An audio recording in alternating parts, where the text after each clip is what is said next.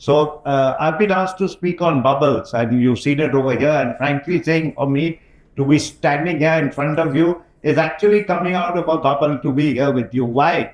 Because my generation and your generation, there are a lot of changes that have taken place, and I'm so happy that the bubble you are inhabiting today is far different from the one I inhabited when I was at your age. Your skill sets, your preparation to face the world is far, far more different from what we have had and what we inhabited when we were in our teens, when we were going into college, and we graduated into our professions at that age. So that's long time ago, but that's what I wanted to say. But today, everybody inhabits a bubble. And to start with, today, all of us are inhabiting a bubble. What comes inadvertently or it's programmed as such is the digital bubble that we see. So you go on to anything, you log on to anything, and algorithms define what you want to see, what you like to see, what voices you like to hear, and they echo what you want to hear, what you want to see, and define your thoughts and your attitudes towards things. But is that correct? Is that right? What happens when you're confronted with something which is different from what you are used to seeing? So that is my first question that I wanted to ask you. Are we comfortable, in a bubble which is totally protective to a degree?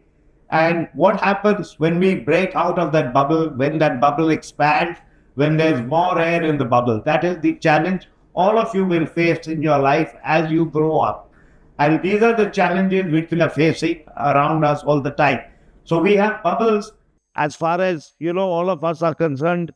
Our family bubbles. It's one set of values, one set of way we were brought up, one set of, things we were comfortable with. And at a larger issue today, you have a bubble where you all reside. So you're all living in societies where you're people of a similar income group, similar tastes, similar desires, similar wishes, and you're living there all together. You have a bubble in the profession you undertake, all people doing a similar thing. Like I joined the army. So what do we do? Within the army, we have various bubbles. So I was in the armored corps and we operated in tanks. And the terrain we operated was very different from some other terrain where other people operated. So the challenges remain within our bubble. But how do we transcend the bubble? How do we understand the wider world? How do we interact with others? That is the challenge which we all have to face. And that is what we need to step out to. Because only then will you grow, only then will you develop, only then will you see things in a different manner. Now, many years ago, I read this book while I was in college by Plato called The Republic. And in that, there's an allegory of a person in a cave and how these people are chained in that cave and only look ahead. And after a while, they get used to believing that the shadows that they are seeing in front of them is the reality, but actually it's some sort of darkness. And when they're taken out of the cave and they're faced with sunlight, they are blinded. But when they come back, after getting used to the sunlight, back into the cave, they are again blinded. And when they try to explain to those people who are in the cave about what they saw outside, those people don't believe them. So these are the things of a bubble.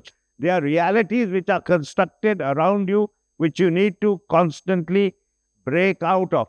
Now, what is the world we're inhabiting today? What is the world with events, the things that orchestrate our daily lives? And I often say, I said there are 4 I's. So the first I is that we are living in an industrial age. And in military terms, that means that hard power matters. So industrial age is your machines. That's what you're living in. But slowly, this industrial age has given way to an information age. So you're exchanging views. Today, IT is the thing. But information is also giving way to intelligization. So now the future is AI. And what binds all these 3 together is technology. And my generation was, I'll say very bluntly, we were technologically challenged. So we had to break out of the bubble to get into technology. We were not exposed to a mobile phone till much later. There was no internet. So how did we function? We still functioned at that time. But today we are learning to adapt. Of course, we are not as good as your generation in using these tools which are there at your convenience, but we have learned to adapt. Now, connecting all these 3 things, is another I. And that I is innovation. And for innovation, you need to break out of that bubble. And imagine the person, you all know who he was, who decided on the mobile phone. A phone was used for communication. But suddenly the same phone is used for your communication, it is used for your email, it is your organizer. It has actually become an extension of your palm. It has become an extension of your daily life. Most of you today, if the phone is taken away from you, you will feel challenged to a degree of how you will function. So that was innovation. Now, in the army also, there's been all these challenges taking place. In the services, they have been taking place. So earlier, when we used to talk of warfare, we used to talk of contact and kinetic. But today, that means you have switched from contact to kinetic to almost non-contact and non-kinetic. Just see the transformation that has taken place. So as I often tell people, the world is changing with accelerating speed, and all of us need to adapt to that. Now, what was the world we were living in? Most of you would have heard of Yuval Harari, the Israeli historian, and he writes in this book called Homo Deus, and he says there are three things that the world has got over. And those were the things that, affected the growth of humanity. And the first thing he said was disease and plague. He said plague killed large number of people. The population was down. We had no answer to disease. But medicine has made such giant strides that disease now is behind us. We have a cure for everything. The next issue he talked was of war. He said large-scale wars are over. Wars are behind us. But what have we seen now? We've seen that we are in the midst of ongoing conflict. What did we see with disease? COVID happened, and you saw how your bubble burst, and all of you were in a lockdown literally, and how you had to adapt to that. And the third thing he talked of was hunger was behind you. Yet, there are large parts of Africa, large parts in Asia, which people are hungry. So, I mean, those three things are not behind you. That bubble, what he said, has been broken to a degree. And we have had what you call today's world, as has been characterized, is volatile, it is uncertain, it is chaotic, and it is ambiguous. And this is the world you're going to inhabit. This is the world which is going to be you're going to be living in the future. And how are you going to cope with that? How are you going to cope with those challenges unless you learn to look out of your bubble and to act outside the bubble in which you're inhabiting? So this is the challenge which you're all going to face. Now, coming to each one of these, I'll just cover a few issues. You saw what happened in COVID. The whole world changed at that time. Your attitudes changed. Your way of functioning changed. So, to a degree, everybody's bubble burst at the same time as far as your comfort zone was concerned. But you adapted. People learned to, start ordering at home. Digital platforms now came to the fore.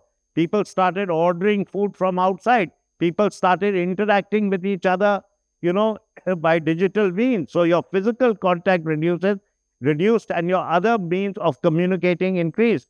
So just see how humans adapted in that short period of time. The other thing I wanted to talk to is about the wars that are going on. There are two wars that were going on, which have affected all the world. One is the Ukraine war, and one is the attack that took place on 7th October in Israel, the Hamas attack, and resulting in the Israel-Palestinian war. So you had these three events which have happened: the COVID, the two wars. Apart from that, you had, the problem that happened in India, in Galwan, where suddenly you were faced with a rising, expanding China, belligerent China, and they wanted to change and alter the status quo. So you had that happening. You had America withdrawing from Afghanistan, creating a new instability in the region. And coupled with all this, you still have the problem of a Western neighbor who is focused on, obsessed with the fact that India and Kashmir is the only issue that matters, and everything else is in the background. So in spite of the economic problems, in spite of the multiple fault lines existing in their country, in spite of it being a weak framework, so to say, they are still focused entirely. All the energies are focused on India, And when they realized that they could not take on India in a conventional manner, what did they do? They went for, nuclear, threaten you with nuclear weapons and carry out what they call asymmetric warfare, which is another word for using terrorists. And you've seen the latest incident that took place barely 3 days ago when innocent tourists were attacked in one of the most scenic places in India, in Pahalgam, in a valley meadow just close to that. And you've seen exactly what's happened due to that. So now I come on to the issue of, the Ukraine war. The Ukraine war has actually turned the way people think and about warfare.